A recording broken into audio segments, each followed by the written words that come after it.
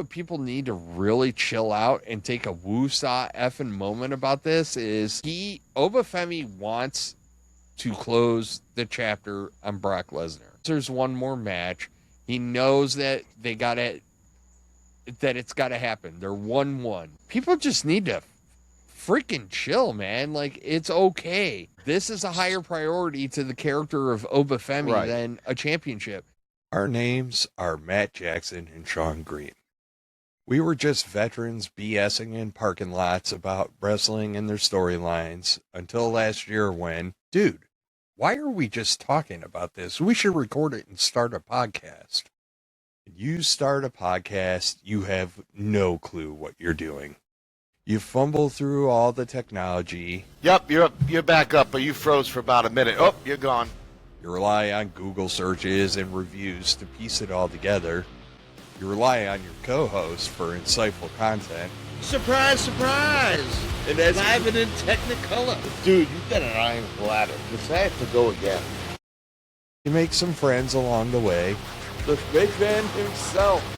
Hefe himself, Mikey. Okay, let's just rip the Band-Aid off, shall we? Hi, Nick. Long time no see. This is going to be a match real soon. You eventually reach 100 subscribers. Reese hit our 100 subscribers, so perfect timing for Reese. Bottom line is, as you continue to push out content, you'll always have a podcast. With all that said, welcome to the If We Had the Pencil podcast. Here are your hosts, Sean Green and Matt Jackson. Okay. Welcome to another edition of If We Had the Pencil podcast, as Matt and I debate which episode this is. I believe it's 15. He believes it's 14. But you know what, folks? We're going to figure it out. So, anyways, welcome. We're back on schedule with a disclaimer. Next week, it might be a little off kilter. Lots of moving pieces next week. Some stuff going on my, with work and my kid and all this other stuff. So there might be a shift. There might not be a shift. We'll have to see. We'll see how everything plays out. But as always, we're going to bring you hard charging content. And the great news is we had a great weekend of wrestling, a great weekend, great few days. Apparently Great American Bash was really good too. AEW also had something that was getting a lot of hype. So it was a good weekend for wrestling all around. But we're just, Matt, I say we just dive on into this and just start plowing through here. So let's do it, because there's a lot to talk about, and I know we're going to go off into some stories and character stuff here, because we got a lot this weekend we can talk about. We definitely do. And then the road to SummerSlam is definitely underway. Oh, faux show. Like, with a sprint. So, SummerSlam is 5 weeks away, so that's the good news. I think it's 4. 5. I think it's that's 5. Right, it is 5. Well, you're right. It'll be 4 this weekend. It's 5, right. But there's a Saturday night's main event in there, Danhausen night at Madison Square Garden. Saturday night Danhausen. Yes. Saturday night main event Hausen. There we go. There we go. There we go. Got starring it. But starring Danhausen. All right. So Matt and I didn't get an opportunity to do our typical PLE breakout for this PLE. So what we're going to do, folks, is we're going to plow through SmackDown. And I say that because most of what happened on SmackDown was just to set up everything for Night of Champions. And then Night of Champions, then we will go into, we'll get into Raw with some of the aftermath. But yeah, like Matt said, we got a ton to talk about. There's a lot of great stuff going on right now. So let's have some fun with it. And always a good thing in London, England. They weren't as rowdy as they have been. Maybe they're all tied up with World Cup right now. Yeah. But they definitely WWE definitely started off the show hot. Gave him some Trick Williams right out the gate.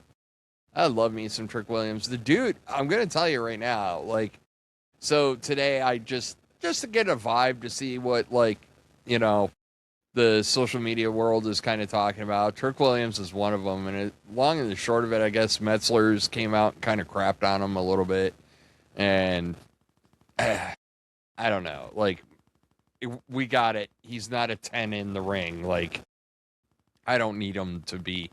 Neither was The Rock. The Rock was far from the 10 in the ring. I was just about to say that, and as good as Stone Cold was back in the day too, he wasn't. He was brass tacks, right? Like very. He wasn't doing anything crazy, right? Like, you know, sometimes simple is okay. Like it's not bad, and if you got all the other stuff which Trick Williams does, it's gonna carry you. You know what I mean? Even the guy he gets compared to Booker T all the time. Booker T was very brass tacks too. Yeah, but he was brass tacks. He was, but he had a good character and he had, good chemistry in the ring and he was entertaining. So, and that's what Trick is. Like when you're that entertaining, do you really have to be like a stellar pro wrestler? No. I'm not going to lie, man. I laugh every time he's like, shut up, grown folk talk. I'm like, oh my God, this is hilarious. Yeah, he's not going to be like Chad Gable or anybody like that. But for the role he fits, he's awesome. He doesn't have to be fancy. He's athletic. Well, like his spinning leg kicks are pretty cool. I think this is where it comes down to where like you need to realize that like it's okay. Right? Like you're going to have people that can, I use Ricochet a lot for this, and I don't know how he's doing in AEW. Apparently he's doing pretty well for himself, but like Ricochet was one of the most exciting wrestlers I would see in the ring. I loved watching me some Ricochet, and Ricochet would get on the mic and I'd be like, please stop, and I get it. WWE might have defanged him a little bit. I don't care. The point is from a character standpoint, it was kind of meh, but I love watching him in the ring. It's okay. Some people are going to excel in the ring. Some people are going to excel on the mic or in character work. Some people have both, and those people are amazing. Some of their top stars right now have not been impressive in one aspect or the other, and we'll talk about it a little bit. Roman Reigns is no technical genius in the ring either. Hell no. Honestly, Cody, I don't know what to make of Cody. Cody can kind of like, Cody does some stuff where I'm like, yeah, man, that's pretty cool. But like his general moveset is very basic. I don't get where he falls on his back and throws an uppercut because you lose all momentum. That punch makes no sense. The drop down uppercut, like I thought it was an eye poke. Isn't it an eye poke? No, when he drops down to the mat, it's an uppercut.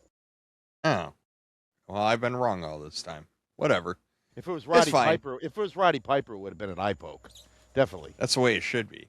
Yeah. I mean, look, Ricky Saints comes out. I'll tell you what, man. Ricky Saints has had himself a hell of a freaking weekend. We'll get into it when we talk Night of Champions. But like, Ricky Saints came out. Ricky Saints was doing good stuff. He's doing great heel work. Great heel work, right? Like he kind of he gives the audio a little pop and whatnot. And I'm gonna say it, man. Like Yachty was taking some heat too because like people were kind of crapping on him for social media as it pertained to Trick, and I'm like, there's no managers that are worth a shit. If Yachty wants to just slow roll and kind of become it, he has the possibility of becoming help me out, give me a manager. Talking old school manager or no, fairly not new like PG era. Why can I not think I can see his face clearly, but like not Teddy Long. Yes, Teddy Long. Okay. Yeah, yes, a little Teddy bit. Long. Thank you. I'm not saying that Lil Yachty will be Teddy Long. What I'm saying is he kind of has that presence of a Teddy Long. And like the fact that Trick's always decked out in white and then Yachty comes out decked in white. And like that could be a legitimate thing for Lil Yachty. I've been screaming from the hills, man. WWE has to make a manager or two. Like, you really need a legit manager. If we've learned nothing from watching Paul Heyman, is a manager can just enhance everything. Nobody's going to be another Paul Heyman. Nobody. And we'll talk that because when Brock Lesnar gave his promo last night on Raw, my wife said something interesting. So remind me when we get to the Brock Lesnar Obafemi matchup, we'll talk about that because it was pretty funny because I don't think my wife ever heard Brock Lesnar talk. So until last night. Yeah. So there's the sorority sister girl fight in the back, so to speak, you know, between Alexa. Alexa wants payback for Charlotte. You know, Tiffany just wants everybody out of her hair. Like, whatever. It just sounds like it to me. It's like a sorority house where they're just all cackling at each other. Like, I'm not saying it to be sexist. I'm saying it because that's the vibe it gives off, right? Like, and you're talking to somebody that lives in a house with a bunch of females, so it's like, you know, I'm kind of a subject matter expert on these things. Even my dogs are female, and my son's leaving, so I'll be fully outnumbered. Oh. I'm just curled up in a corner at certain times of the just going to be breathing in estrogen nonstop. Yes, my breast will start growing again. It'll be great. Man boobs. My milkshakes ring all the voids to the yard. Sean got big titties. Effing Chuck Norris. Great line. That's all I can think of. Dodgeball. Alexa Bliss and Tiffany Stratton end up taking on B-Fab and Michin, and like, could you clarify what you'd like me to do? oh my god! Every time I talk about Bliss, she shares a name with a certain smart device that's in my house, and every now and again, like, it was a match. You know, I'm gonna be honest with you. Like, I feel like it's time to kind of shake up this the Alexa, Charlotte, Tiffy, Chelsea, B-Fab, Michin mess. Yeah, we just need to shake that up. I'm tired of watching it. It's like putting a bunch of like worms inside a box and just watching them crawl over each other. It's just getting tiresome. And B-Fab and Michin, they just don't seem like a threat. I don't know. With all the folks that they've released and they still got those two, I don't get it. I don't think there's they add probably anything. Potential. Look, I'm not going to crap on it. I mean, B-Fab's only been around a little bit, and she's new, but Michin's been around for a while, and she hasn't got out. Michin's just one of those people, though, that like I'll say it. She's like a Chelsea Green, right? Like, she's just going to sit there and work her ass off to put somebody over. So, the problem is, she's not likable like Chelsea is. The fans will never get behind Michin like they do Chelsea. But she's like the hardcore whatever. I don't really care. I'm just saying, like, she's very good at what she does. Is she going to be like top star? No, but she's very good. And like, you need those folks, right? Like, we just can't. Oh, yeah, you got to have a supporting cast. It's just. And honestly, I don't have a problem with B-Fab either, because like, she's improved. It's just that's why I don't have a problem with it. If you're progressing and showing improvement, like the Maxine Duprees of the world, the B-Fabs of the world, so long as you're getting better, I'm happy. Stick around. I want to see where this goes. Right? Speaking of seeing where it goes, the MFTs are over, Matt. The elders have spoken, and I just hear that shit, and I'm like, how far down this rabbit hole are we really going? Yeah, you know?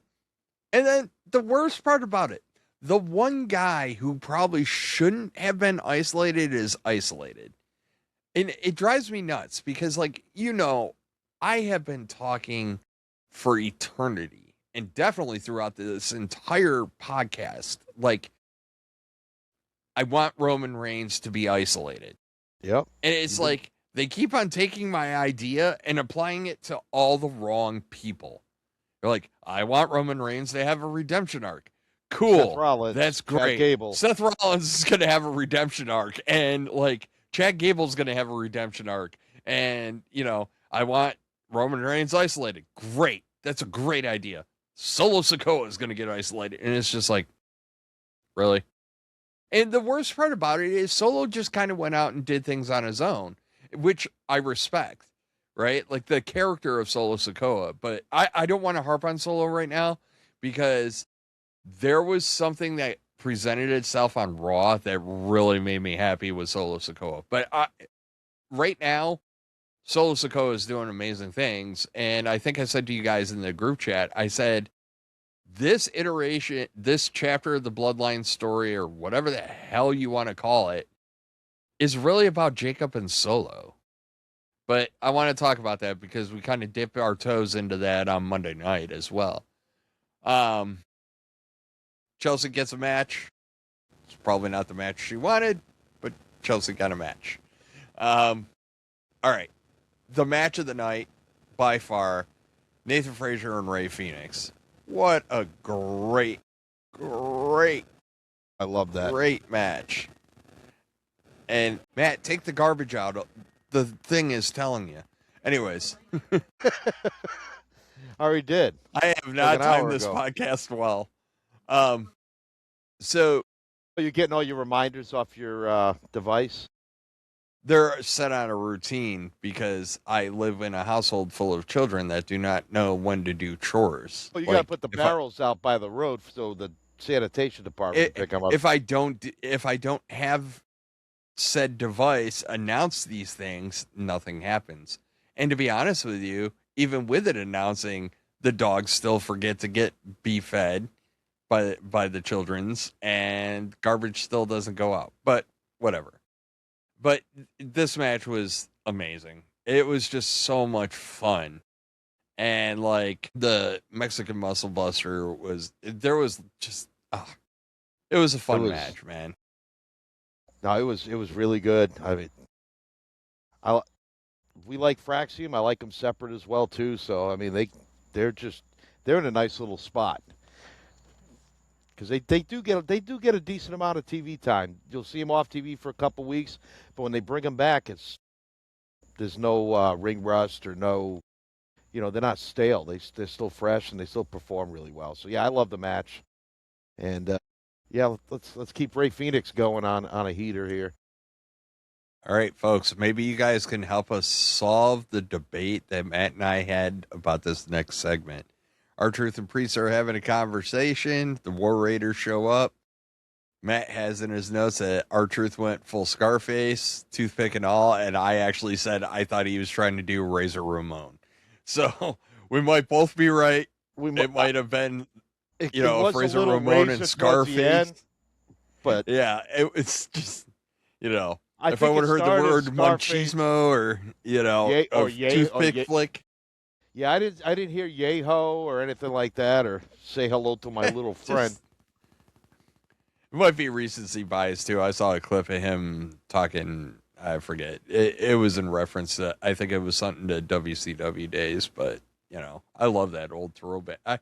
I do love the docuseries and stuff like that. I'm addicted to them. By the way, Unreal behind Season the 3 scenes. coming out in 3 weeks.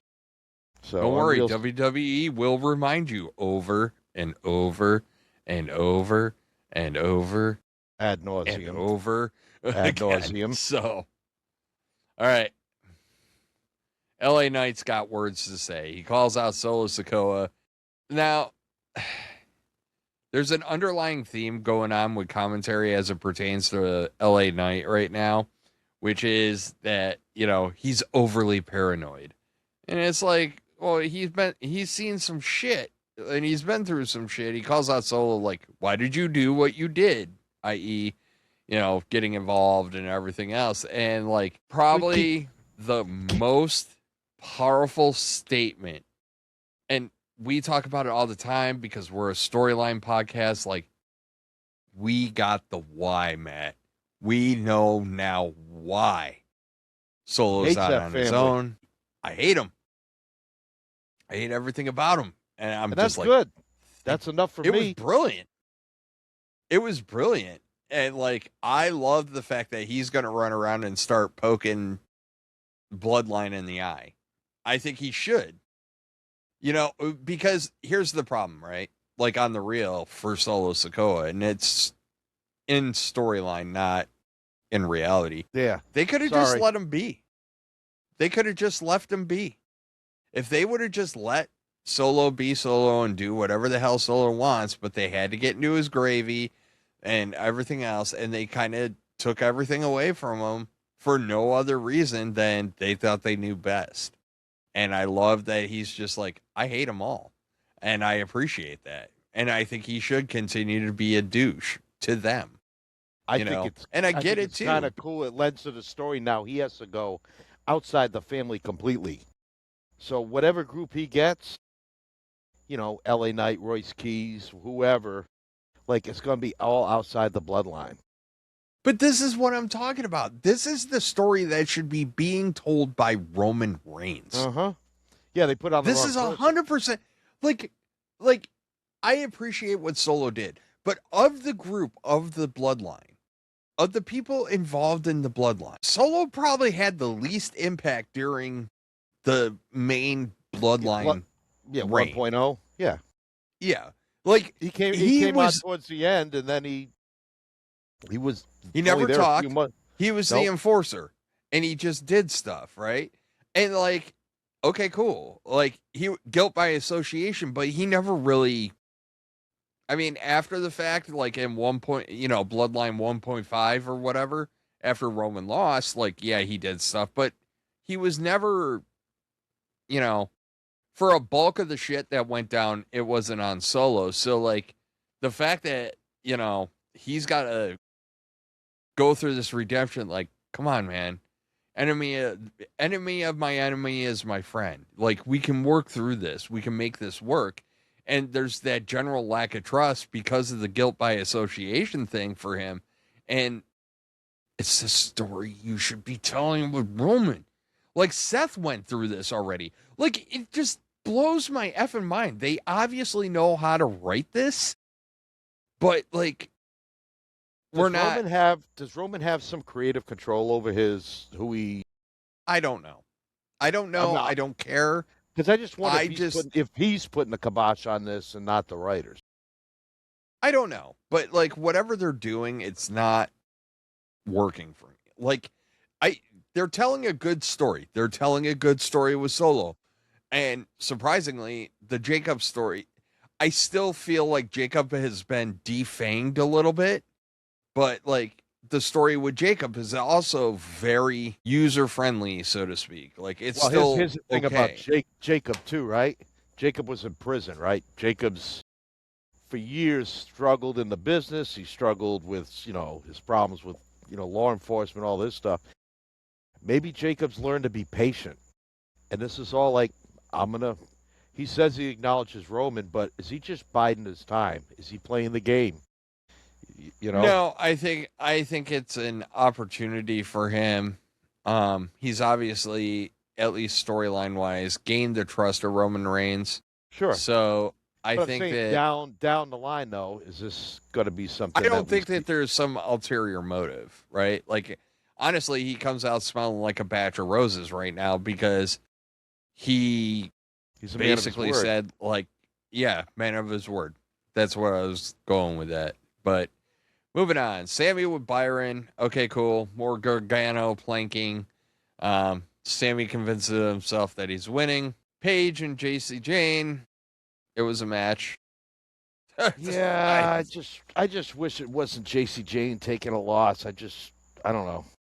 Some of the booking has got me scratching my head, but whatever.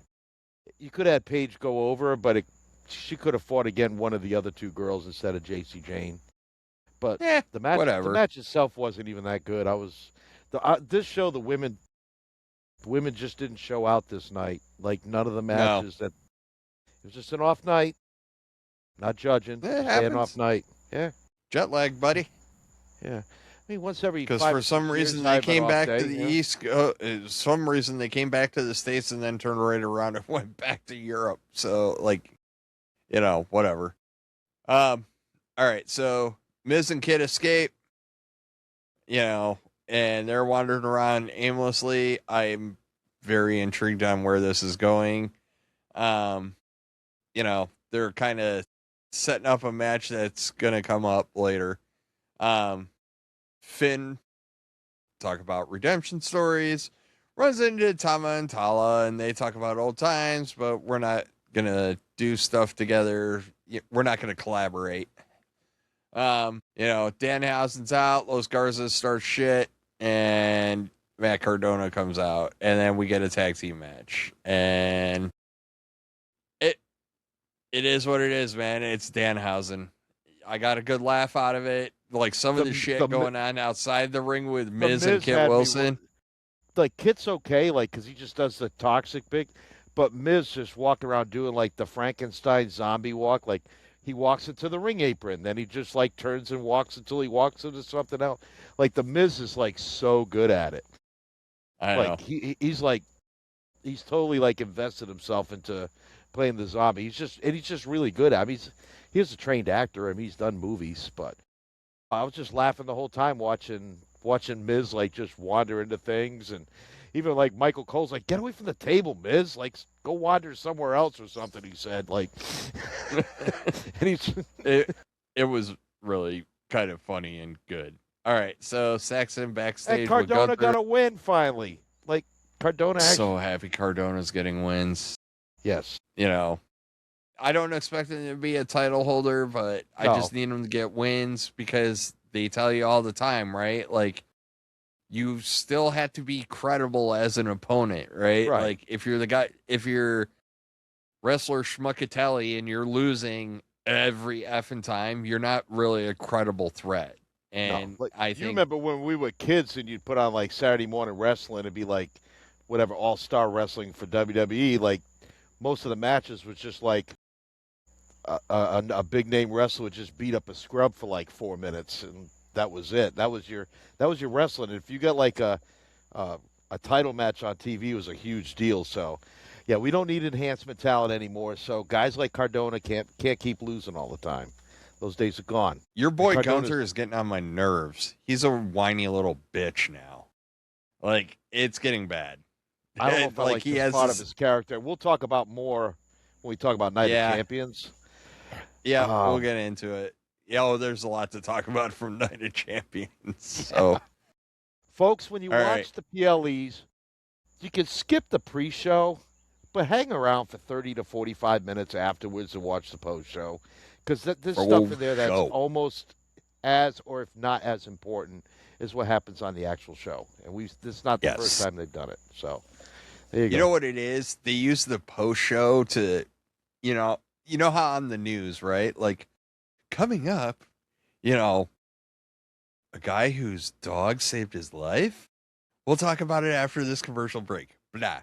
And, like, what WWE is doing with their post-show is that, right? Like, oh, here's something to pay attention to on the next episode of whatever, right? Like, they're kind of setting you up like that. Well, we get Chelsea Green and Jade Cargill, and that went about as well as you figured it was going to, Yeah, Chelsea had her moments, but we knew Jade was going over. She had a couple of funny ones in there. She had me chuckling. Yeah. All right. Solo with Byron, and Royce Keys comes over, and, Royce isn't in either. No, I like it's just like, good luck. I was like, perfect. Sucks to be you, buddy. Deuces. So this is some of the stuff I'm liking that creative is doing with some of these guys. They're adopting this less is more attitude. Like Oba doesn't say a lot, but it means something. Royce Keys doesn't say a lot, but it means something. So we're seeing this more and more. Like, I'm not gonna go into it, but like last night's promo with Roman and Seth, Roman did not talk hardly at all, and it was a good thing. No, it was great. What he said. I picked up on that. Great, but less is more. And the guys like Seth that could just make more is more, like he did last night, that's fine. But I like the less is more sometimes because you lose the story when it gets too elongated and goes on and on. Like, keep it clear and concise, right? All right. So I am not going to hammer the shit out of this next segment, even though it was kind of one of the culminating segments, right? Cody's out, Sami's out, boo-hoo, woe is me, blah, blah, blah, This isn't how I wanted it. I didn't ask for this. It just, whatever. It was your typical go home PLEs tomorrow. I don't really care show or, main event. And like, it really didn't provide a lot of substance, but don't worry folks. We're going to get a bunch of substance. All right. Night of Champions. If my understanding is correct, Matt went 6-0 in Night of Champions predictions. I did. Very good job, Matt. So you talked about doing an MVP of the show for each show. So SmackDown, who would your MVP be? SmackDown. Boy. Man, my own words coming back to bite me in the ass. I gotta say Solo, man. He's just advancing stories, and like, it wasn't as strong of it wasn't as impactful, but like, just for that, like, I hate them all kind of moment that he had in that, he's probably my MVP of that show, because I said it last week, and I think it applies this week, where at least as it pertains to Solo Sokoa, LA Knight is kind of your Morgan Freeman, right? Like, and then he learned, where he's just kind of the narrator guiding you through the story. And like, Solo Sokoa is the actual character that's being discussed. And Solo's work lately has just been top notch, honestly, because like, even that promo between him and LA Knight, there was LA Knight guiding the conversation. It was almost like an interview, right? Like, why? This is why. And like, LA Knight did great in his role, but yeah, Solo Sokoa right now is king shit, like, as far as this Bloodline story goes, and he's compelling, and it's interesting to watch him in this, right? Like, it was great. So for me, it's Solo. I would honestly, it's hard with go home shows. Yeah, I would either say Solo.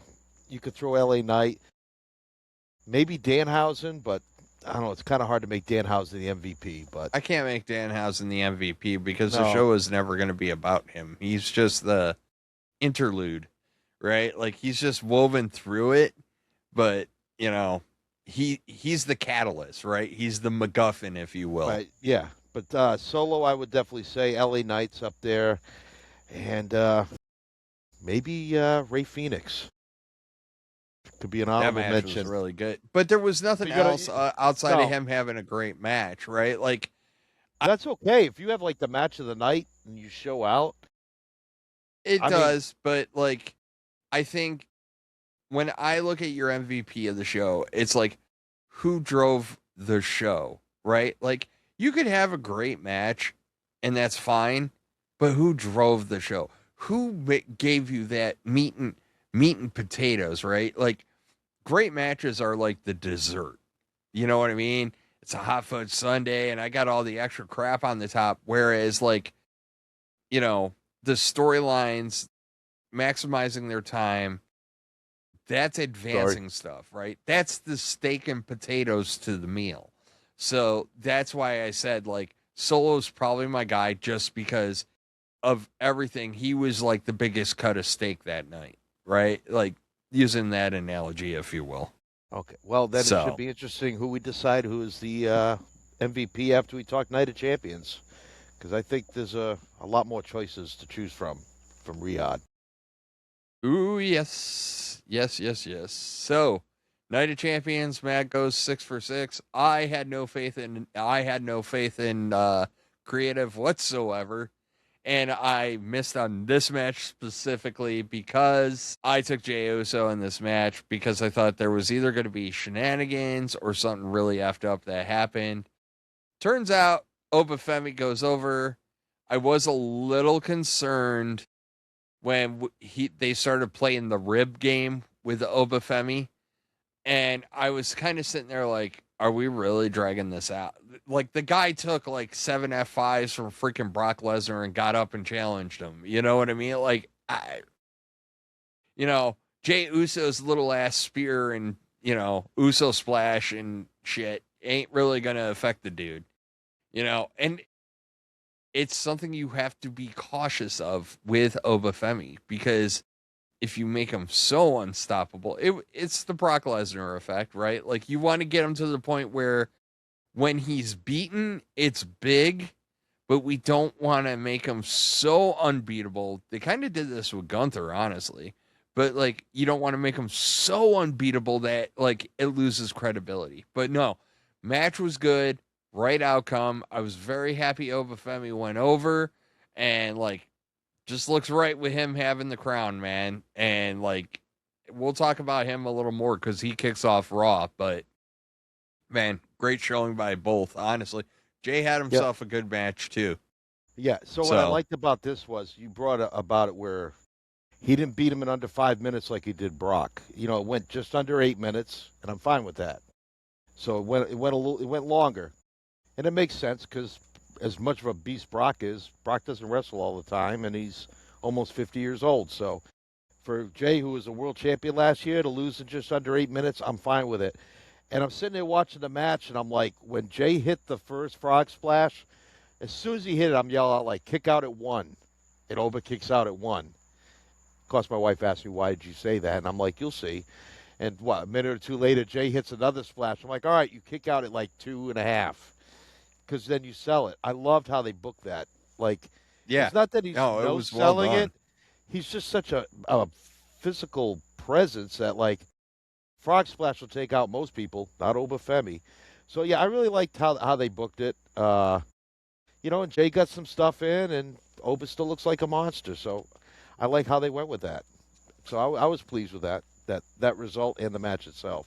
It's just that Jay came out like in babyface outfit and babyface eating, and so after this, we don't know what Jey Uso is.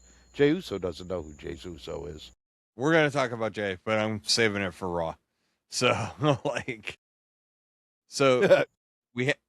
we had this precursor to this match where Danhausen's out, Liv kind of talks crap to him, and yeah, they kind of gave away the ending. Once Danhausen cursed him, like I did have an issue with that because right now he's the hot hand, right, with all the Nick stuff. So like, as soon as he cursed her, I was like, oh shit, EO's going over. Cool, I want EO to go over. I didn't want Liv to win. But yeah, you kind of tipped your hand there. But on the flip side, I think didn't hurt EO. And I think what really came out of this was now we have a feud for Danhausen with enough players where it stays interesting. And then with the outcome of this match, I mean, look, so much stuff happening in this match, and like Charlotte Flair coming out and basically getting hers, so to speak, just really, really well done. And I think Charlotte didn't come out until Jade and Tiffy. Actually, there was no outside interference until Jade and Tiffy. And all they did was chase them off. Yeah. So no, because Charlotte biffed Jade with the title belt. But because we didn't have it. Yeah, we didn't have. Am I crisscrossing matches here? Yes, you are. Yeah, because I was surprised there was no. There was no interference until the. I was surprised and happy by the lack of shenanigans that night. So yeah, it was clean. EO went over clean, and then challenged her right after. Yeah, EO challenging right out of the gate. Yeah, it's all conflating on me now. But no, Liv did what she needed to do. I think EO looks strong. I was getting a little irked, especially after the Obafemi match, where like now we're gonna just do injury angles to level the playing field like nonstop. And I get that it's part of Liv's character, and she's got her new like half crab that she does and all this other crap. So I was like, okay. But no, EO going over is great. Seeing EO just exudes like I'm just so happy when I accomplish anything. And she's like one of the best wrestlers in the business, right? Like, but she comes across as so genuine when she does stuff like wins the title or whatever. Like it's so entertaining to watch her, So and her calling out Liv, it was like, cool. We don't know who Oba's doing, but we know for a fact that Io's going after Liv. So it was a nice little balancing point right there. Yep, no, I really liked it. I liked the fact that they let that one go long a little bit, too, because I think both of them went 15 minutes, so that was fine. Perfectly fine for those two. Got to tell a story, got to breathe a little bit. So I liked it, and it builds up Io and Liv for SummerSlam. No, it does. There was The a lot setup, of really setup nice. here. There was. But we also closed out a chapter, supposedly. We thought so the last time, too. But we close out with Seth Rollins and Braun Breaker. And whoo, Nelly. That's how you do a steel cage match. Yes. The psychology in this match right out the gate was so effing good. So good. Like, they're both just sitting in the chairs staring at each other. Oh, man. That was so well done, dude. I loved it so much. So the only thing I didn't like was when they just threw all the weapons in the cage match, because I'm like, the cage is a weapon. I'm fine with a few, but they were just throwing plunder in there, and I'm like, all right, well, how are they going to work? 14 tables, 30 chairs. I appreciated it because it was like, with the weapons, they spaced out the weapon shots. They utilized the cage a lot. So they didn't. It just wasn't all willy-nilly with the weapons. Like when there was an opportunity or if it meant something, they did it. But there was other stuff where they just relied on the cage or they just, went one-on-one. So it was a really well-booked cage match. I liked it. No, it was. And honestly, the weapons didn't bother me because this has been such a big blow-off. It's just like, and Braun Breaker's a big dude, right? Like, he's a machine also. So it's like Seth kind of laid the groundwork of, I'm going to prep the battlefield, right? Like, I'm going to get my assets in order. I'm going to have options. And, man, Seth asking him what kind of man you're going to be and, like, all sorts of shit. It was just... And they were doing so it throughout well the match, too. Seth was talking to him throughout the match. Braun, it was really, really good. That superplex off the top of the cage through the table was nasty.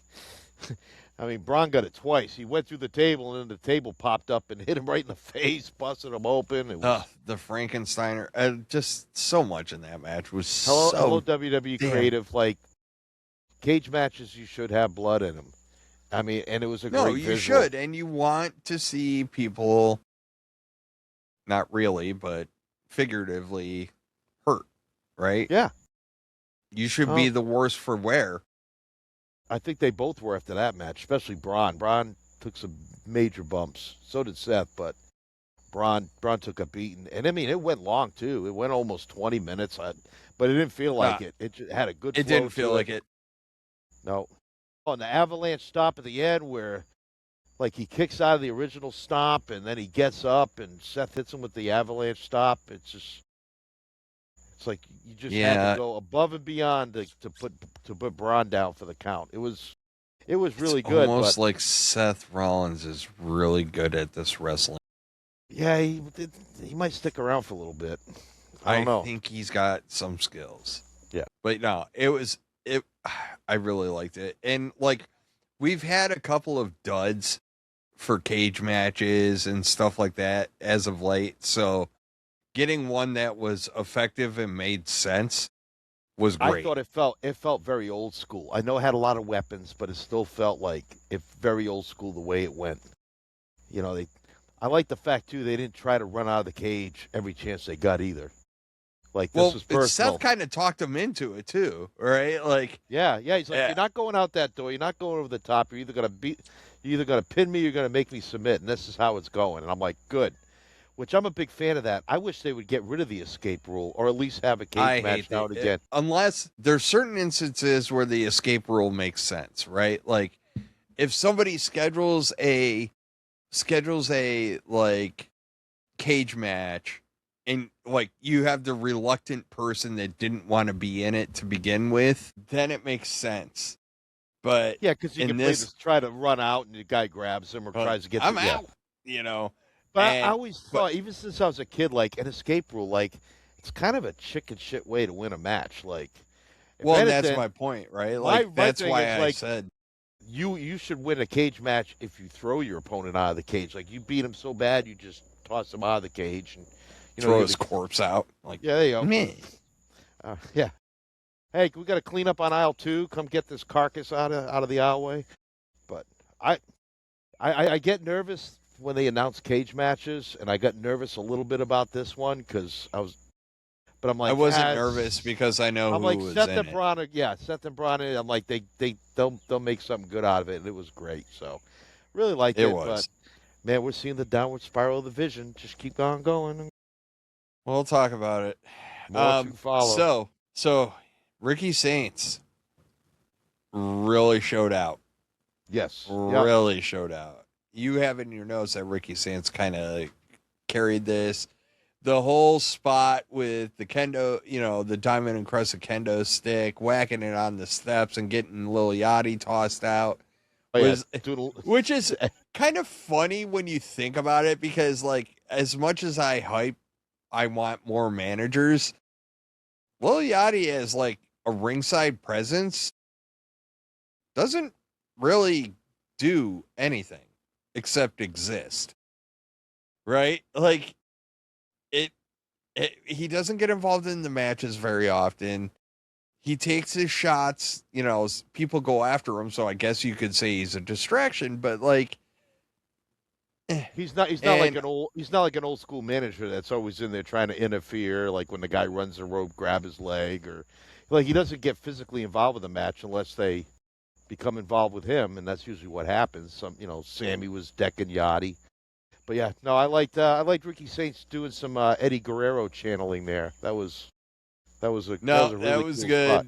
And honestly, after the match is over, Lil Yachty getting his like comeuppance and Trick having him do the people's elbow, or like you said, like the yacht drop or whatever. Like, yeah, what I like too is Trick looked really vulnerable. Like you thought, man, is Saints going to go over here? Like I really knew Trick was going to win, but like they put that element of doubt. Ricky Saints, he had a counter for everything that Trick tried to do. And then Michael Cole was very helpful too, talking about how they've had a pass in NXT. And I was going to say that. I think that the commentary added to that. He's like, oh, well, if you've never seen them wrestle each other, like, okay, now they have history, so this is why he's able to figure stuff out. So really nice of Michael Cole painting that picture as well. I think that also applies to like Carmelo Hayes when, now that we're going to start getting sniffs of Carmelo Hayes, and, those guys all work very well and have a history together. So like, and it shows like in their work ethic. So not Trick Williams' best match, but good storytelling overall. I was very happy with it. So no complaints at all. I'm just checking my Doppler radar here. Looks like we're okay. We should get through this. We're going to get through it. Hey man, so this is your worst we're almost a third of of the way there. Yeah.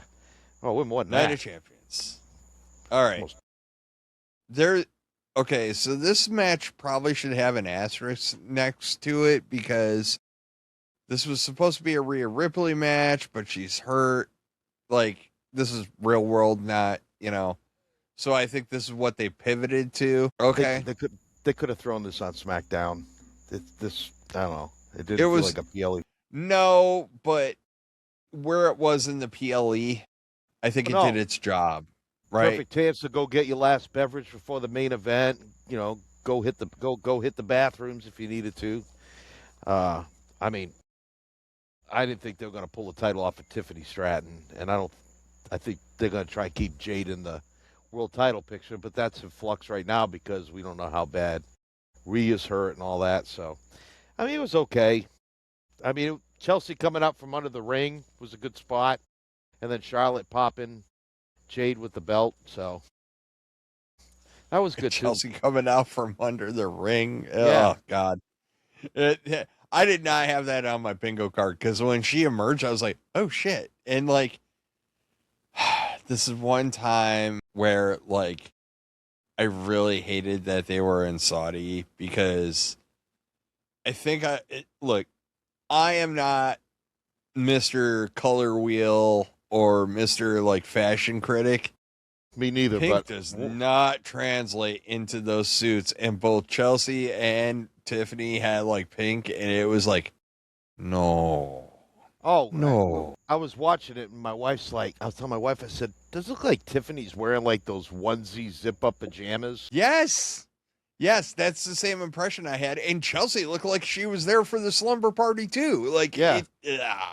it was the one time. Like, sometimes they do a really good job of Io and Liv working around it. Their outfits were fine because it wasn't too much different for Io and Eo's was really good, and Liv's was okay. It was a Dom thing, and I kept trying to read what was on the side of her boots the whole time, but I couldn't catch it. Boots and pants and boots and pants and boots and pants and long sleeves because we're in Saudi. Even the female refs have to wear long sleeves.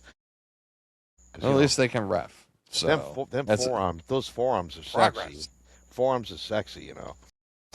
So cover them up. Our main event, the main event of main events, the triple threat, the Sami Zayn, Cody Rhodes, and Gunther in a match. And there was a lot of good shit that happened here. There was a lot of good psychology that happened here. There was a lot of countering the known moves. Mm-hmm. And, you know, I'm going to say this, Matt. Here's how we're going to tackle this one.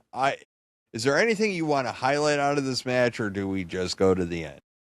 I mean, for a triple threat, it was fine. I like the ending.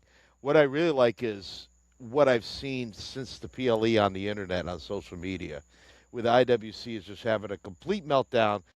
We got a guy that looks like Sami Zayn. They got two hot button topics. We're going to talk about it when we get to Raw. We can talk about one of the hot button topics. So Sami Zayn goes over, right?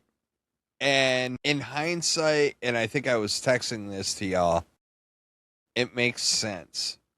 I think Sami was eventually going to win a world title. You can only carry that story for so long. Sami was going to win said world title in Saudi because he's so over. He's like, you know, the wrestling king of Saudi Arabia, just like Dom's the king of the luchadors, whatever.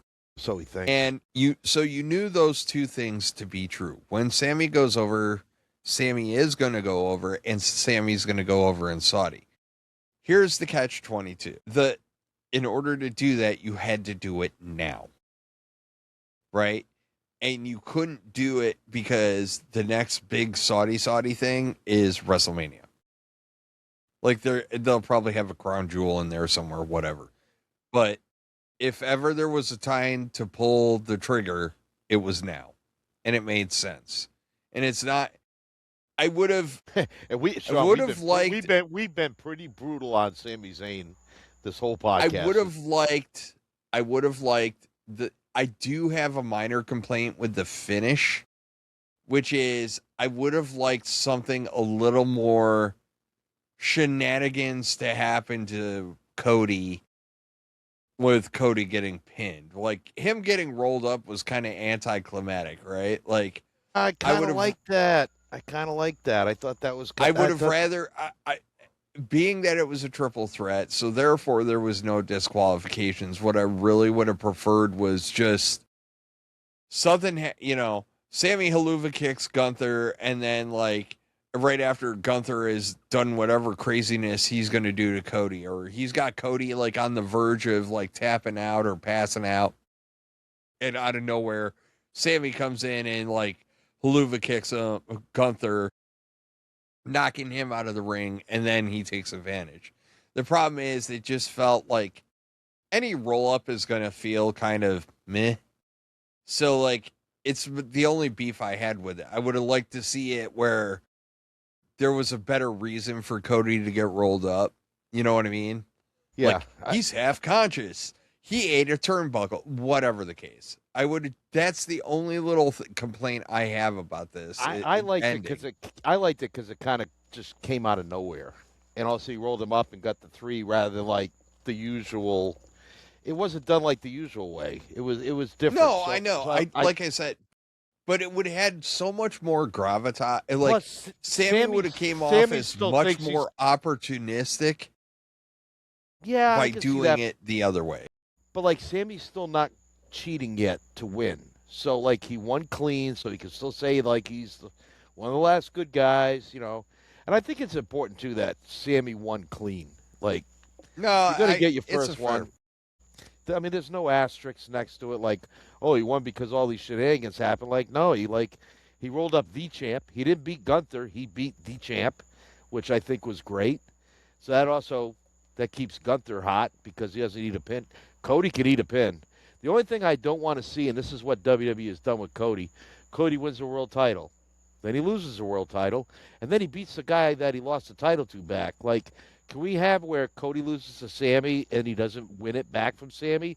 Like, let there be somebody else that beats Sammy. Maybe Cody beats that guy, or the guy that beat Sammy, then Cody can beat that guy. I just don't want this, like, you lose it, 3 months later you win it back. Like, let's keep Cody away from the world title for a little bit, see how it goes. I don't know. I know something you don't know. I have a hint of what is coming next week. What, you talking about SmackDown Raw. Friday? On Raw. Raw next week. Keep in mind, last night was a double taping, so they did Raw and then they taped SmackDown. And by the way, chef's kiss to Triple H. I know this happens a lot around the holidays, and I usually throw him as damn props, but like I do appreciate that he is trying to give the wrestlers legitimate downtime. You know, fuck it, let's record the show and just go. I appreciate that. So I'm sure the wrestlers do too, but no, props for that. Like that's the right answer. It looks like AEW kind of did the same thing too because they had a big show. WWE. I'm kind of glad they did this the weekend before 4th of July. Just clear the schedule. And clear the decks, take a break. Everyone gets a breather. Go have fun. You know, screw up all your workout regimen. You know, I'm sure this weekend for some wrestlers will end up being the equivalent of, you know, Matt, like when you were deployed, you knew the guy that had like half a GNC in his bunk. You know what I mean? Like the boxes would constantly show up like, dude, what is it? Protein. You know, it's post-workout, pre-workout. You know, they'd open their Foot Locker and like there's like 6 million powders and everything. Like this is kind of the equivalent of that, of that guy when he went home after the deployment was over, right? Like, bro, are you going to maintain that? I'm going home. I had nothing better to do at the time. Like, you know, the guy that was like ripped and jacked and 6 months later, he ain't got none of that anymore. He's got a beer gut. Yeah, he's the tub of shit. Yeah, exactly. Like, that's the wrestling equivalent of this weekend, right? Like, we've been working so freaking hard. Now we're going to go eat, you know? And then you turn out like Braun Strowman, you get a show, and then everything goes great. But by the way, that show is actually that show. I have watched not the whole episode, but bits and pieces of his shows this season. It's better than the first season. Like I like it when I saw the one with Mark Henry. It's better. He knows his shit. Better. He knows his shit, and like he's really because like when they first pitched it, it just felt like big guy going to a place, gonna eat lots of food, right? And it turns out that the guy is like really culinary smart. The guy has got like, he actually has a very robust palate, if you will. He's just not eating steak and pork. Like he likes variety. I think that the other thing is like this year's probably better because of the guest stars, not because, you know, oh, his show needed guest stars. His show is better because he like has somebody to play off of, right? It's a lot. It's like why, you know, you and I don't do individual podcasts, right? Like we have to do this together because we work better as a dialogue. And then him having somebody to ping pong off of and actually like, you know, the one with Bert Kreischer is brilliant. 3/4 of that food I'd never eat in my effing life. but the banter, the talking, as they were kind of experiencing both things together, they had a WNBA player on there, and they were doing stuff. And then, you know, the shows are really interesting. Like, they're really, really good. And, like, I don't mind watching them. You know, like I said, you were kind of like... What I've seen this season is a lot better. It was tough watching the first season because it was just him. It needed that guest to kind of keep the show moving and flowing, and especially when he was talking with Mark Henry and they're telling stories. Like, I like that. So I like the fact that he's got a guest every week. I don't expect to see Jelly Roll on that show because Jelly Roll's like on a diet, so that'd be counterintuitive to everything he's been doing the last 2 years. I don't know how we went from Night of Champions to this, but all right, one last thing that came out of Night of Champions, which is probably the most important thing.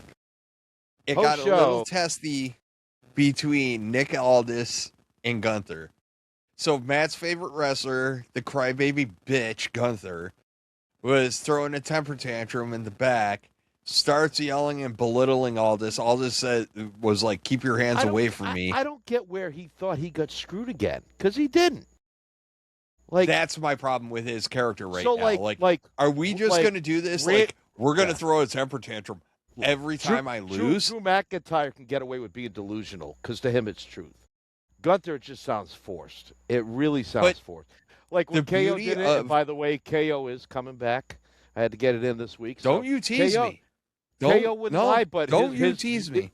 But KO's view of what was reality was distorted, but to him it was truth. Like, Gunther's just like, I don't understand where he even thinks he got screwed over Saturday night. Like, maybe he should have just been mad that he got beat again or didn't win, and he could have taken out his frustrations. But it just the difference between the ones you mentioned, KO and especially Drew McIntyre, when they're delusional, they give you facts that make you almost go like, okay, I can see where he's coming from. Especially Drew McIntyre. Yeah, Drew McIntyre would be like, and there's logic behind it too. It's not just saying stuff. There's logic. Like, okay, they're wrong, but I see why they feel the way they do. Gunther, it's just like, what do you got what are you bitching for? You got beat. Like, you didn't get screwed. Now, Gunther did touch Aldis first, because now, like, this whole thing, like, Aldis touched Gunther first. Like, no, Gunther touched Aldis first. He poked him. Han shot first. Huh? I said Han shot first. Yeah. Han shot first. Aldis did push him back, but Gunther was the first one to put hands on, so whatever. So I guess bottom line up front. So Gunther Aldis is SummerSlam. You know that's happening. That'll be interesting. Bottom line up front is Aldis is suspended right now. Poor Adam Pearce is in charge of both shows temporary. Somebody get that guy a case. That guy, and I think it's going to be fun because Aldis and Pearce actually operate very different. They achieve a lot of the same goals, but their approach with the talent is different. So Aldis is more straightforward and professional. Pearce gets like emotional at times and kind of gets worked up, where Aldis, for the most part, he doesn't get really emotional. He'll get angry or upset, but he doesn't like Pearce. Just like he gets like, you never hear Aldis go around like, oh, I need a drink, or he's stressed out. Like Pearce just wears his heart on his sleeve. Like, I need a drink. Oh, I've had it with this. I think the biggest difference he's good at eliciting sympathy. I like that. Yeah, I think that like Aldis was very good at like giving the measured approach, right? Like, let me think about that for a minute. Yep. Or if somebody kind of pushes buttons a little too far, he goes, you know what? We're going to do this. Whereas like Pearce is just like, snap decision. You know what? F it. Fine. Whatever. Yeah. Whatever. Get it, Rick. We're starting this We're now. going to do this. Or if they're not going to do it now, we'll do it next week. Yeah. Like, get out of my hair. But I like it. I like it because the duality of it is that you're going to have not a full-on culture shock, but you are going to have a culture shock happen to the SmackDown wrestlers. Well, you got to where play they're into going to that. kind of approach. I would. That's why I'm bringing it up. I would lean into that and be like, Aldis wouldn't handle it this way. Nick wouldn't do it this way. Why are you doing it? Flying Nick, F you. Yeah. And especially because it sounds like there's going to be a little duration to this crossover. You know, when it's a one-off, it's just like, Adam Pearce didn't make it. Nick Aldis is covering. You know, they interchange on occasion. I hope it's through SummerSlam or at least a few weeks. I have a feeling that it's just because of the holidays and that when SmackDown airs It might be. on the 10th of July, they might have all this back. Man, let all this sit off TV for like 3 or 4 weeks. I don't know. You know. I don't know. Yeah. I'm just, you know, or he comes back and he's just like, dude, what have you been doing? Which would also be kind of fun, right? Like, all right, so let's get into Raw, man. So we kick off the show the way everybody wants the show to kick off. Obafemi. And dude, I was sitting there like listening and I'm like, that dude's over. Like insanely over. Not barking seal over. Well, I'm sure some of it's that. But like people are genuinely over for Obafemi. And he comes out, Brock Lesnar comes out with Paul Heyman. Basically, like, you know, Brock's like, congrats, you know, but you've been talking shit. So he gives him, you know, kicks him in the junk and then F5s him. And like, Oba kind of like finally gets up and he collects himself and he kind of drops this is exactly what I'm talking about when it comes to you thing. And I was like, well done. Listen, I love listening to Obafemi on the mic too. He is good. Oh, I've been saying it for weeks now, like how solid he is in his delivery. He doesn't have a lot. He doesn't say a lot. This is your less is more point. He doesn't say a lot, but my God, but when he says means something, there's no fluff. Yes. No and when he fluff in his ties promo. it together, he ties everything together, you know, so guess what, folks? This is one of the hottest topics in the IWC right now because basically Obafemi decides and takes Brock Lesnar's off. He wants a match with Lesnar. He wants the blow off. Lesnar tells him, we're doing it Hell in the Cell. Cool. I was so happy with it. People in the IWC are losing their shit right now. Not because this match is happening, because it is Obafemi apparently has forfeited his SummerSlam championship match in favor of this Brock Lesnar thing. I think what people need to really chill out and take a woo-saw effing moment about this is Obafemi wants to close the chapter on Brock Lesnar. He knows there's one more match. He knows that that it's got to happen. They're 1-1, right? Like he's talked about it. And like people just need to freaking chill, man. Like it's okay.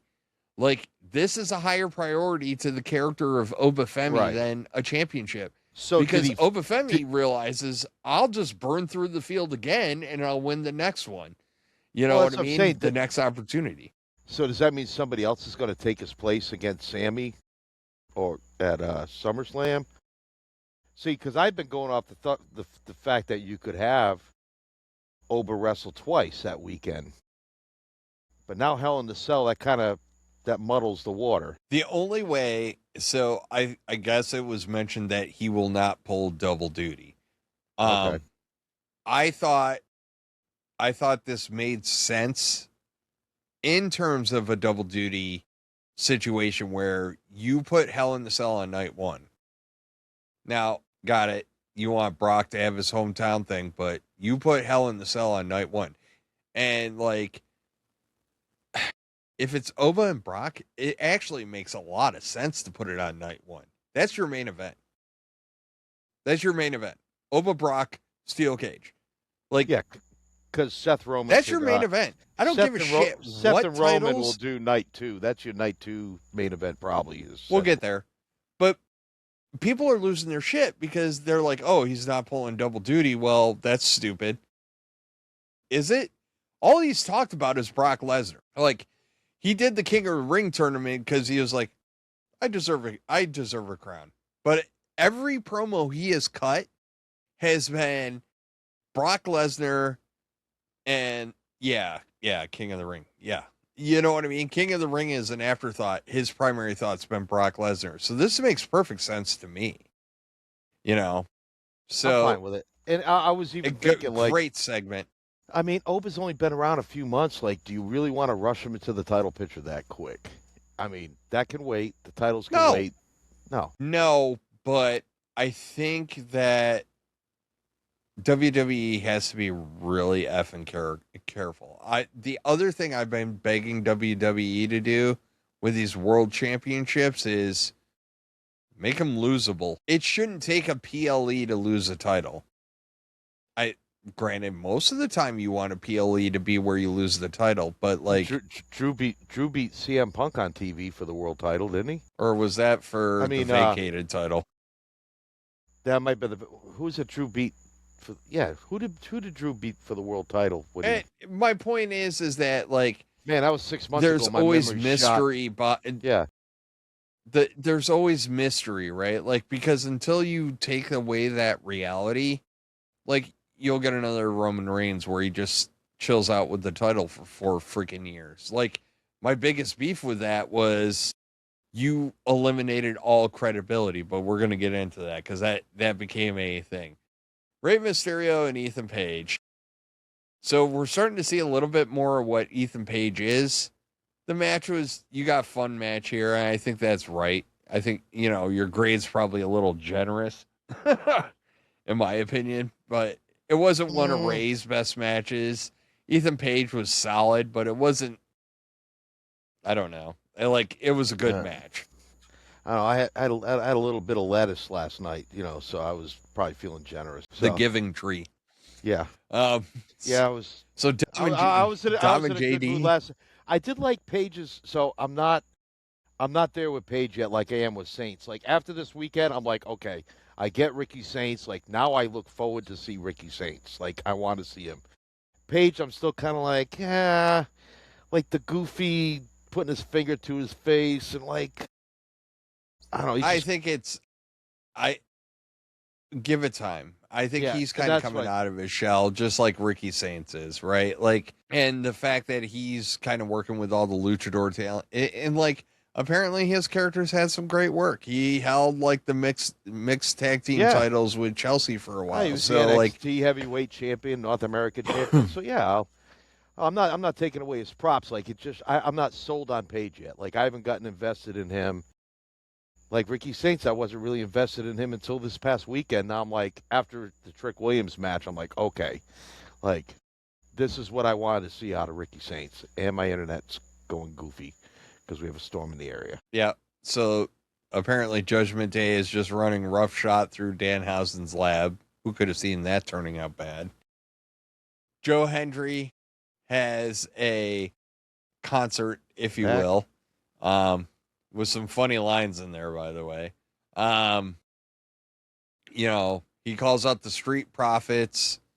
He calls out the Street Profits. Street Profits come out. Street Profits go on the thank you tour. Matt starts smacking shit because he's so hyped about dropping off. All right. It's not me this time. Sorry. It's Matt's turn at technical issues this week. Yeah, I saw him kick the entire table. So I had to leave and come back in. So I hope all our stuff is good from earlier. That's all right. We got through it last week. We'll get through it this week. Yeah. All right. I just was like, I was going to spark one up. I don't know how long he's out. Like, let me fire a stick up. It just froze and it came up with the troubleshooting thing. And I just ended up, I just X'd out of it, opened up a new browser, relogged in. So hopefully everything uploads okay. Should be fine. All right. We'll be fine. So Joe Hendry calls out Street Profits. Street Profits come out. They thank the WWE Universe. They thank Seth Rollins. And they thank Joe Hendry for helping them get over. Austin Theory apparently is not a Joe Hendry music fan, and I would not pick on Joe Hendry because that'll come back to bite you in the ass is almost as bad as a Danhausen curse because look at Logan Paul. He did the Fire Logan Paul song. You threw a temper tantrum. Now Logan Paul's hurt. So, yeah, and not only did Just you have saying. Joe Henry singing, but you had the Prophets on background vocals. I know. It was a little bit of everything. It was cool. Man, Theory I think comes out. They were throws a temper channeling some tantrum. Crosby, Stills, and Nash there. They were channeling some Eagles harmonies. It was really good stuff. But yet I digress. Like I said, No, the it lyrics was- were actually pretty good. It was funny. But Sean, Cole and Graves arguing about the one-hit record move, and like Graves like, well, how many records does he have? Like, why does he call it that? Like, when has he ever had a hit record? And Cole's like, I don't know. He's like, it's what he calls his finishing move. Like, Corey, you had one, didn't you? Like, what'd you call it? And then Corey's like, I don't know, I forget. Like, just the arguing back and forth, like, had me like rolling. Like Cole was on last night. Cole was like hilarious, like the whole show. He was. Michael Cole might be the MVP of Raw. He was- but we he was really gotta good. give it to an in-ring talent. Michael Cole was great last night. do we? Do I we? don't know. No, we don't. I said Okay. MVP. It didn't have to be an in-ring talent. Yeah, I don't Because think I'll tell Cole's- you right now, like in the past, we have had a couple of shows where Adam Pearce or Nick Aldis would have been the MVP. True story. Right. Yeah, In true. their dealings with WrestleMania stuff. So it's not just unique to the wrestlers. It's just That's who true. carried and, the night. And Michael Cole's isn't Michael Cole undefeated at WrestleMania? Didn't he win his only match? I believe so. This Austin Theory match with Joe Hendry, I think it's more about, getting to know Joe Hendry in the ring. You kind of knew he was in ring gear when he was doing his guitar thing anyways, so whatever. It was cool. It did It what was it cool. needed to do. Just Division taking another loss. It's dire for the Vision, folks. Well, not just that, like, I don't know if you have it in your notes. So, like, the backstage segment, no, we didn't talk about this. So, after the Brock Lesnar segment, Paul Heyman's in the back just super hyped up, like, Obafemi, Brock Lesnar, Hell in the Cell. It's like he almost went like Shark Tank on it to freaking Adam Pearce. It's just like, all right, Sharks, hear me out, right?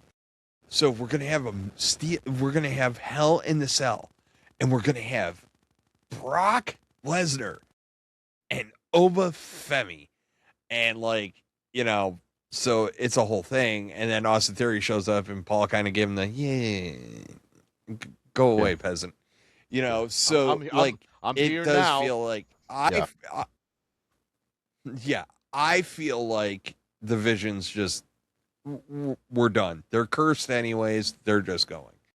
And I think we never saw it come to fruition because of injuries. Between Seth, Bronson Reed, Braun Breaker got dinged up for a while. Logan Paul's out. There's a lot there. It and just then sucks because we there get was this so much match, potential with Raquel. that too. I would have liked to seen what the game plan was, right? Like, I saw the potential, but they never got to it because of the injuries, though. Not because of lack of talent. It just, you couldn't further it because every time it got a good build, it was like, womp, womp, another one down. Well, I guess we can wait for season So 4 we end up, of Unreal. Unreal season 4. We'll talk about the demise of the Vision. don't worry. WWE is going to let you know Unreal is going to be on Netflix starting June, whatever. July 21st. Raquel talks to Pierce. We get Pierce making Raquel and Maxine as the number 1 contender match for the IC title. Then we get Liv saying, oh, we all got to work to freaking defend my title. That shit's going to come back and bite her ass in the ass here pretty soon, too. Dom is the same way, though. He did that with JD and Finn. It was all about It's all about Dom. So, yeah, Dom and Liv, they're 2 peas in a pod, those two. And they might both. It might just be the 2 of them left. Does anybody exude Jersey more than Liv Morgan? Like, the more I watch her, it's just like, I just see Jersey. Her music Like, is freaking so much. terrible. Oh, that song is awful. I really thought it was going to go away. Like, it starts off with her, like, how her old stuff started. I was like, thank God. And then it goes into the other thing, like, that bubble gum bullshit, whatever the hell that is. I know. And Maybe and it's that's so bad and they can't sell copies. They just got to get some money out of it for the production costs or something. I hope it goes away really soon. It's horrible. That's what because that's when I like really wish my tinnitus would act up is when they play that song, just so I can, because I'd rather hear over anything. Thank you, hearing aids. Yeah. Thank you, hearing aids. EO Sky comes out. Long story short, there's a lot of shit talking, and yeah, basically EO gets a beat down. Yeah. And comes your EO favorite has part no of friends on Raw. I'm reading the notes now. Your favorite part of the whole show. I loved all of this. I'm hoping soon. As bad as it was, the LA Knight, Jimmy Uso, the whole thing, the match, Jay's awful commentary, the post-match stuff, it was just entertaining. And again, maybe because I was, like Ozzy used to sing Flying High again, but I had fun through this whole thing. Like, I laughed through it. I was entertained. Jay was freaking terrible on commentary, but it almost like added to the whole thing at the end of it all. It was, dude, because it was so bad. It was so bad. It was good. You know what I mean? Like Jay Uso was so bad. I have never given so many analogies about balancing out meds as I did during that match, because every time Jay Uso opened his mouth, I'm just like, for the love of God, I hope they get the balance of his meds right, because I can't keep doing this shit. Like, he was all over the map. And, like, now, and it wasn't even, like, funny, cute, like, when him and Cody won the tag team titles and they were both hammered off their ass, like, during that post show. That was great. That was hilarious. That was but, like, funny. Oh, my God, like, he cheat news all throughout the damn match. And, like, none of his the statements funniest made part sense. of the He whole would say thing was, like, he would say one sentence and he had one thought, and it would not be complete. So instead of adding on to the next sentence, he would just talk about something completely different. It was like bro, like connect the dots here. Like, it was the funniest thing that came out of that of him on commentary was Cole going like, "Hey, you talked to Roman Reigns yet?" Nah, man. I was hanging out by catering. Be honest, I've been kind of avoiding him. Like, okay, cool. That'll add to the story. I still have a problem with Jay, Jimmy, where I don't know who they are, right? Like, and I wanted to talk about this a little bit because, like, it's something that's been kind of bugging me. So with the understanding that there are wrestlers that are tweeners, right? Where sometimes they have heelish tendencies, but they're also kind of over, so they're a face and all this and that. You correct my definition of a tweener wrong, but like a true tweener would be somebody that kind of dips their toe into heel and face, but they kind of always stay who they are, right? Like, it's a little bit of a sway. It's, if this is the line between the two, they kind of float over here a little bit. They float over here, right?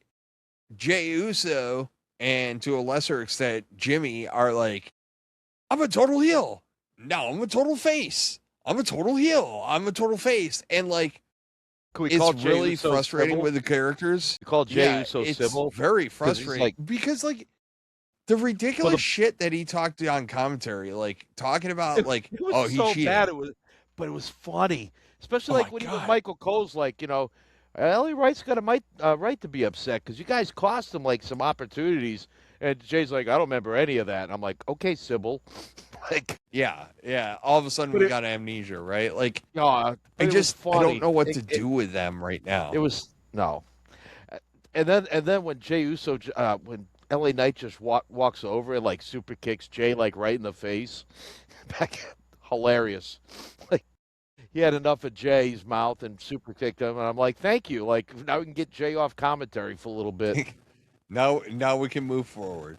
And then this all ends Shenanigans prevail. But Solo Sokoa comes out and gives Jay this brutal, spike, and like gives the most shit eating, like happiness grin, like, fuck you, buddy, I'm out. And he just kind of trots, he doesn't even run. He just, all right.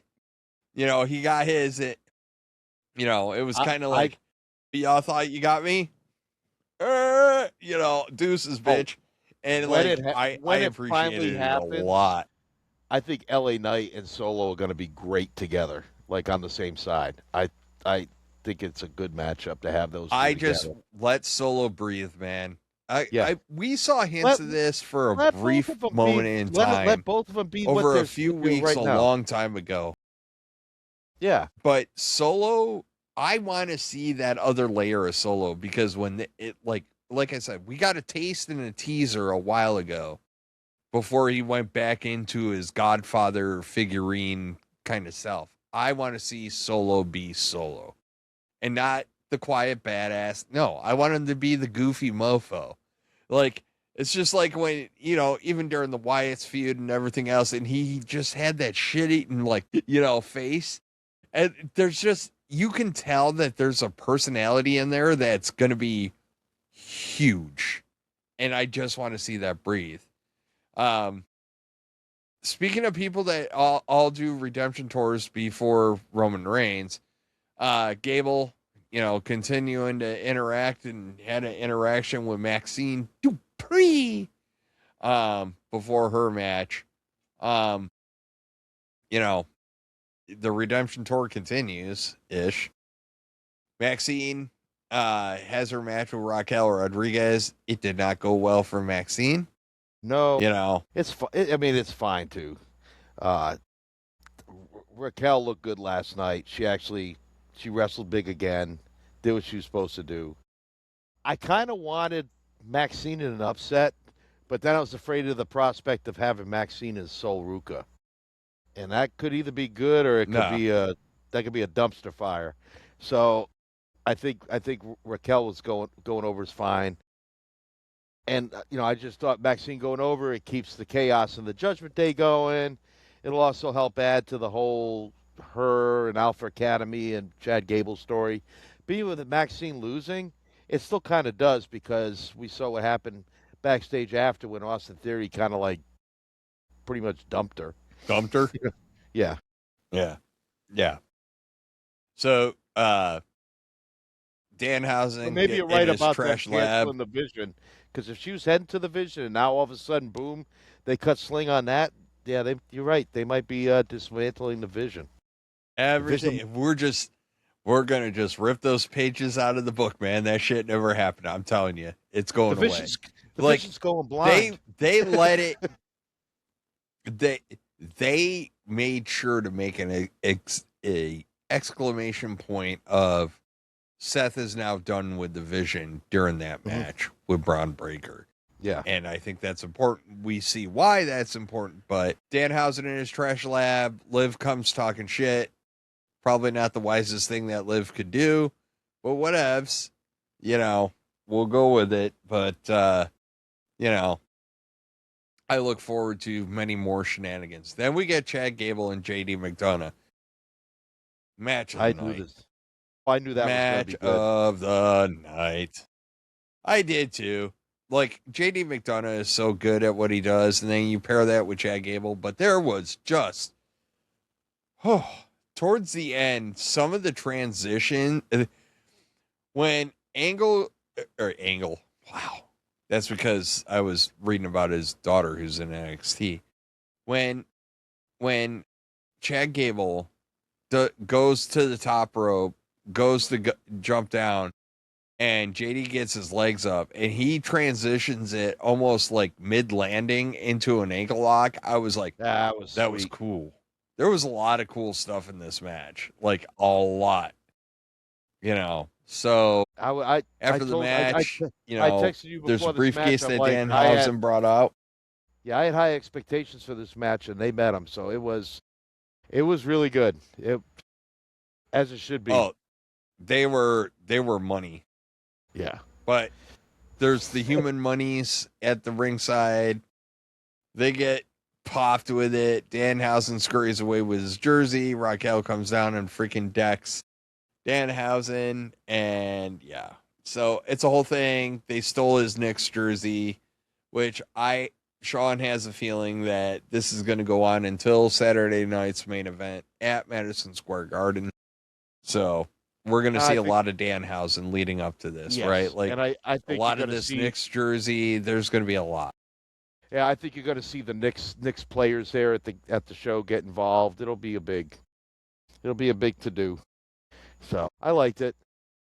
A lot of anything with Danhausen's fun. I just turned off. Oh yeah. Oh, it's brilliant. I turned off the script, Matt, because we're up to the main event. Yeah, and I don't think we need the script anymore because we could talk about, well, the main promo. Yeah. I don't need the script anymore because one of the most impactful promos that I have seen in quite some time. And it's all stuff that we've all talked about. And to a lesser extent, the IWC has been crapping on this as well. And I don't understand how you could crap on this. Look, you have to understand the dynamic between Seth Rollins and Roman Reigns. Seth is Roman Reigns' kryptonite. Period. Yep, we talked about that too. This is it. You have to understand that. Now, I have concerns that WWE writing is going to write Roman as the winner. I think that is the worst mistake that you could ever make. Roman Reigns should not be able to overcome Seth Rollins until his retirement. It should be something that just festers. Because you know what? Undertaker didn't need to win 20 WrestleManias in a row. He didn't, but they kind of fell into it, right? Roman Reigns, because Seth gave a great rundown of their history. And then people were fact checking it. They're like, actually, Roman won on this random ass Raw back in freaking, and like there was some qualifiers that Seth made sure to put in. Matt's browser doesn't allow recording. Coming in, so I'm glad we're wrapping up Raw here. Cut it out. So we're on Roman. We're talking Seth. There is a lot of really good points that Seth brought up. The bottom line is Seth should remain Roman's kryptonite for the longest time. Yeah, I agree. Personally do not think that you have Roman Reigns overcome Seth at SummerSlam. That should be something that happens at WrestleMania. Period.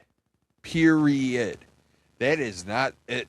As big a PLE as SummerSlam is, that needs to be 100% a WrestleMania thing if Roman's going to go over.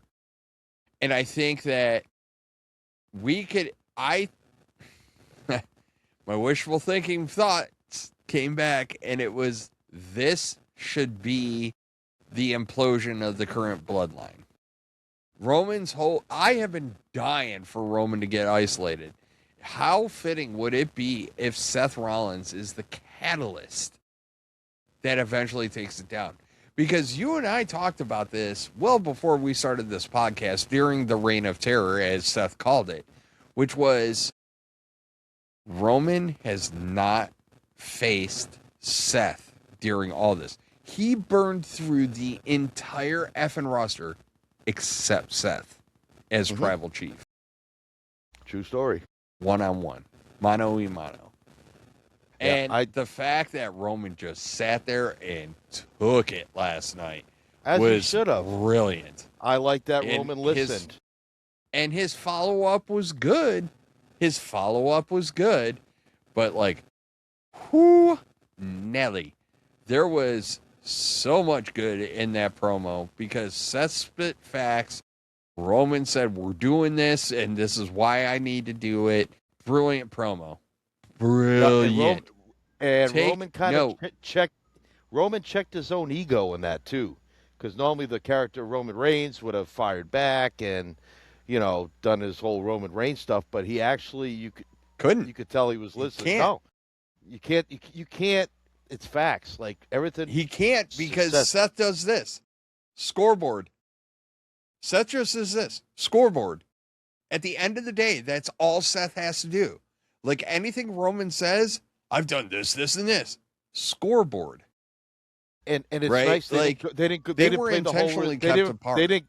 I thought they were going to go the respect route because when Seth was giving him his flowers, I'm like, oh, they're going to go to the I respect you, you respect me bullshit that we can't stand. But no, like Seth was just spitting facts. Like this is how good Roman is in his eyes and a lot of people's eyes. And yeah, he is a first ballot Hall of Famer, so he's not lying. Like so, I like how it all played out because Seth just went on and on. Roman said what he had to say, I did too. And I like the fact Jacob just stood there, didn't say anything, and they left. Like you had no shenanigans because I don't think this is a match that's going to be built on hatred, and it shouldn't dissolve into that. Like I don't think Seth really hatred's hates Roman. one way. I think it does need to be hatred. I think it does need to go one way. It needs to be Roman understanding that Seth is his kryptonite. Right, like, but I don't think Seth hates Roman so many anymore. People in the IWC are shitting on this match for SummerSlam, and they're just like, it's like twofold. It's like, why aren't we getting Roman Obafemi and blah blah blah, and it's like until one of those two retires, Seth should always go over. But like, man, dude, like this could be played so well. So well. You don't have to. You don't have to rush I look over, forward man. to it. Let Christmas come when it comes. Don't. Let's not celebrate Christmas early. Oba's when the time is right. Oba will go for the world title. He basically said that himself in his promo. Like the championship is always going to be there. I love that. Yeah, he did say that. He's like world. Yeah, It was a great line. It was a great line by Obafemi. Because then it puts away. Because then all the people be like, well, wouldn't you want to go for a championship if it's available to you? Like, first of all, he's got to take care of Brock. And second of all, he knows he's that damn good that he's going to be in the world title picture anyway. Like, he's not going to fall out of the world title picture anytime soon. So, it's perfect logical. That's what I was going to say, right? Like, if you're getting a world title shot and you're Mi Chen, you jump all over that. Right. If you're Obafemi and you're like, I'm going to win a gazillion of these things. Watch me do me. It's like, no, I got to take care of business with Brock. So getting back to what so we're watching the Brock promo. And like I said. And my wife's like, is that Brock's real voice? Like, what's up with his voice? I'm like, it's just how he talks. And she goes, well, now I know why Paul Heyman does most of the talking. And I'm like, my little astute student. He actually acknowledged that during that promo. He's like, I'm not a great talker. That's why I got him. I was like, yeah, brilliant. It was like a great promo for him. But Chrissy's like, his voice doesn't fit the look and the side. I'm like, I know. You expect him like talk like a mountain man, and he kind of talks like a chemistry teacher. Like, all right, put this canister in this. But then the only thing is, he rips your face off. Pencils down. Pencils down. F5 for everyone. Speaking of pencils down. Now, Brock. Wait a minute. So I just made fun of Brock Lesnar. Does that mean he's going to find me and kick me in my junk, like he did Oba? Like that's bad. I don't know. I made fun of him, but no. My wife made fun of him. No, I want to go back to Roman Seth a little bit because that you want meaningful impact. That's it. So could be the catalyst for my redemption arc for Roman. The only way to successfully pull off a Roman redemption arc, though, is he has to fall, and he has to fall all the way. Meaning, he kind of stepped in it a little bit. Like, if you wanted to go this angle, he said, I have to beat you so my family will see. And I'm like, that's all the more reason you should lose. Yes. Like, Roman losing that in front, after hyping, like, my family needs to see, I'm trying to build my blood, blah, blah, blah, blah, blah, blah. and he drops to Seth, and like he loses to Seth at SummerSlam. Oh, brilliant. Now the entire bloodline turns on him. Okay. And then he's kind of where Solo Sokoa is, right? And the beauty of it, the artistic beauty of this is you could eventually get it where it's very metaphorical, but like almost to the point where he's been kicked so bad while he was down that he's on hands and knees, and then he has to crawl to the guy that he, in his own actions, isolated and kicked in the junk, which was Solo Sokoa. Where, like, at the end of this rainbow, you could have this beautiful symmetry where Roman loses, Bloodline turns, like, hey, you lost Tribal Chief. You know, now you got Jacob. Jacob ends up, like, turning on him, or Jacob stays loyal, and then you have a couple of, oh my God, you could do so much with it. Like, and it could just be this steady decline until the tank hits empty for him. And at the end of that, it's almost the ultimate forgiveness, which is Solo kind of picking him back up. But you do it in a way that Seth goes off his rocker after he beats Roman, you know, and just goes full-blown heel. Like full dirt heel, where when Roman steps away and then he finally comes back, to this day, despite what happens in the arena, and I am probably the most oblivious human being on the face of the earth when it comes to identifying like people's nonverbal cues or whatever, right? But I am not convinced that Roman is truly over. I am convinced that it's a barking seal effect. You know, everybody thinks it's cool to put ones in the hand, you know, OTC, OTC, OTC, all this, that, and the other. Like, oh, acknowledge me. They said our town. Like, those are all expected reactions. There is a legitimate buzz in the arena the second Obafemi's music hits. There's a cheer when Roman's hits. There is a buzz. They know. And, like, if you've watched wrestling enough, you can feel the difference. So I was just using those as two sides of the coin, but I really, really am looking forward to Seth Roman. I really am. Because you know what the other half of that equation is? Seth is going to make Roman look like $1 billion.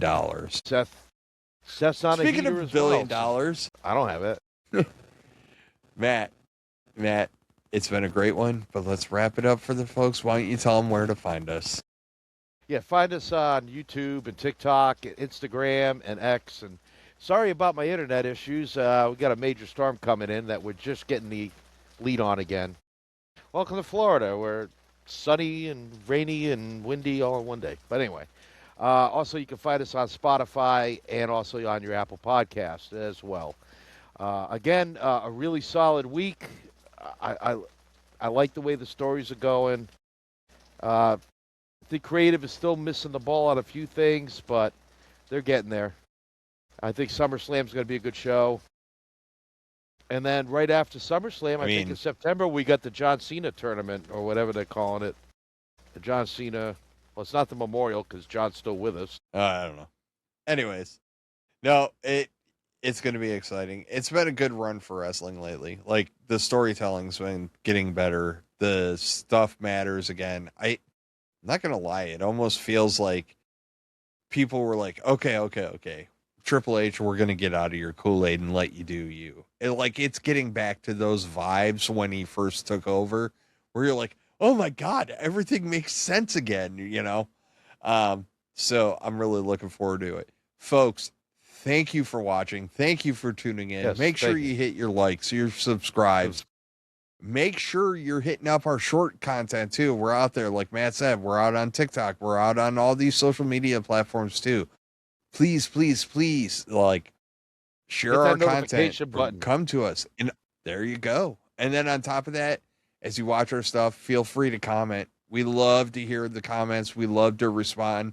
Matt is the wizard of everything if we had the pencil. The only time I actually am the if we had the pencil account is when I go on Nick's podcast because I'm too lazy to change it.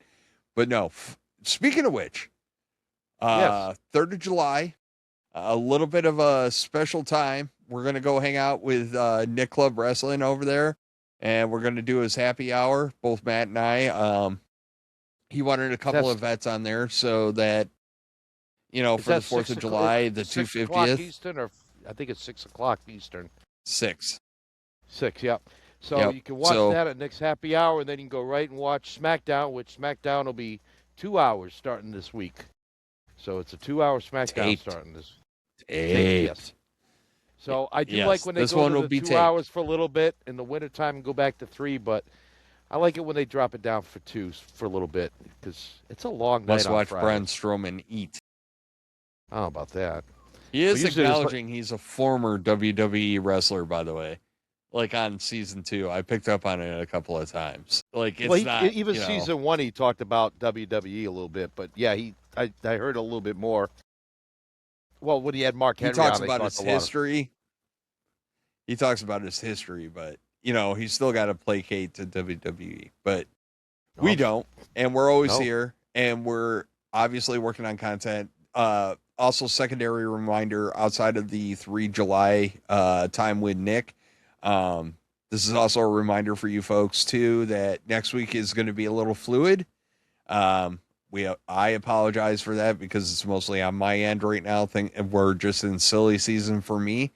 So, we look forward to it, but until then, I hope you all have a great one. We love y'all and we will talk to you guys next week. Later. Pencils down.